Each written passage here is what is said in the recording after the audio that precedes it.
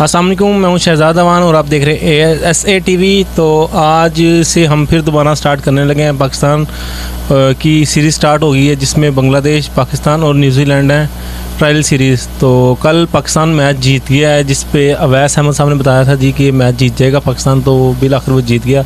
आज न्यूजीलैंड के साथ मैच है, तो आज अवैस अहमद भाई से पूछते हैं कि क्या स्ट्रेटजी है इनकी, आगे वर्ल्ड कप भी आने वाला है, तो क्या ये खुश हैं जो सिलेक्शन हुई है इसके हवाले से, और ये जो सीरीज़ चल रही है इसके हवाले से सारी डिटेल इनसे पूछेंगे।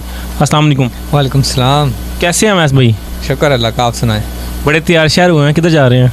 बस कहीं नहीं, आज मैं इंटरव्यू देने आया हूँ तो मैंने कहा तैयार होके जाऊँ। अच्छा, सही। अच्छा मुझे बताएं, कल तो पाकिस्तान जीत गया है, आज के मैच के बारे में क्या कहते हैं आप? आज का मैच सख्त होगा। वैसे आज न्यूजीलैंड के चांस ज़्यादा हैं, पाकिस्तान के चांसेस कम है। अगर न्यूजीलैंड अपनी पूरी टीम के साथ खेलता है तो अगर वो नए प्लेयर्स खिलाए तो फिर पाकिस्तान के चांस बन जाएंगे। क्या लगता है ये जो सीरीज़ हुई है इससे फ़ायदा होगा वर्ल्ड कप के लिए, तैयारी के हवाले से या किस हवाले से? हाँ, लाजमी बात है, फ़ायदा तो होगा। ऊपर नीचे सीरीज़ खेल रहा है पाकिस्तान। एशिया कप के बाद अभी इंग्लैंड के साथ 7 मैचों की सीरीज़ हुई थी पाकिस्तान में, और अभी न्यूजीलैंड और बांग्लादेश के साथ ट्राई सीरीज़ हो रही है न्यूजीलैंड की पिचों में। और मैं उस दिन ट्विटर पे ही पढ़ रहा था कि न्यूजीलैंड और ऑस्ट्रेलिया की पिचेस तकरीबन सेम ही है, तो एक्सपीरियंस अच्छा मिलेगा पाकिस्तान को। और ये है कि पाकिस्तान की बैटिंग लाइन जो है ओपनर्स के अलावा बाकी सारी फ्लॉप ही है।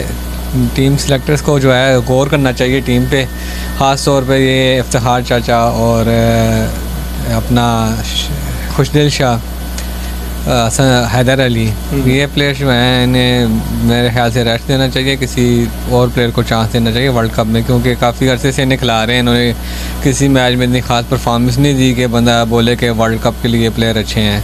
तो इन 3 प्लेयर्स पे गौर करना चाहिए, इन्हें निकाल के। मैं तो कहता हूँ शुएब मलिक को लाजमी खिलाना चाहिए, क्योंकि मैंने पहले भी आपके इंटरव्यू में ये बात की थी कि उसका ये आखिरी वर्ल्ड कप होगा T20 का। अब ODI से तो वैसे भी रिटायर हो चुका है, तो उसे चांस देना चाहिए। तो एक्सपीरियंस है उसके पास, और मिडिल आर्डर में बैटिंग भी वो अच्छी कर लेता है, काफ़ी ऑलराउंडर है वो। ऑलराउंडर है वो। आपने काफ़ी मैचों में देखा होगा कि उसने काफ़ी मैच निकाले हैं, फंसे हुए मैच निकाले हैं। तो बड़े मैच का बड़ा प्लेयर है, बड़ा बिल्कुल यही बात है। बाकी फ़खर जमान को वापस ले आए, हैदर अली नहीं चल सकता मेरे ख्याल से, उसे बिठा देना चाहिए।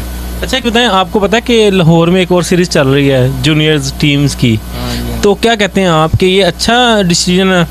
जी बिल्कुल, ये PCB का बहुत अच्छा डिसीजन है।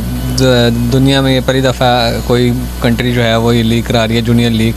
यंग प्लेयर्स को मौका मिला है कि वो भी आएँ, मतलब उनके लिए भी एक बड़ा टूर्नामेंट सजाया गया है। दुनिया भर के प्लेयर्स को दावत दी गई है, जो भी शिरकत करना चाहे करे।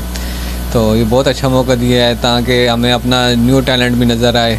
तो उसके बाद यहाँ से जो टैलेंट मिलेगा हम उनसे इजीली पिक करके PSL में खिला सकते हैं, और उनकी परफॉर्मेंस देख के उसे मेन टीम में भी लेके आ सकते हैं।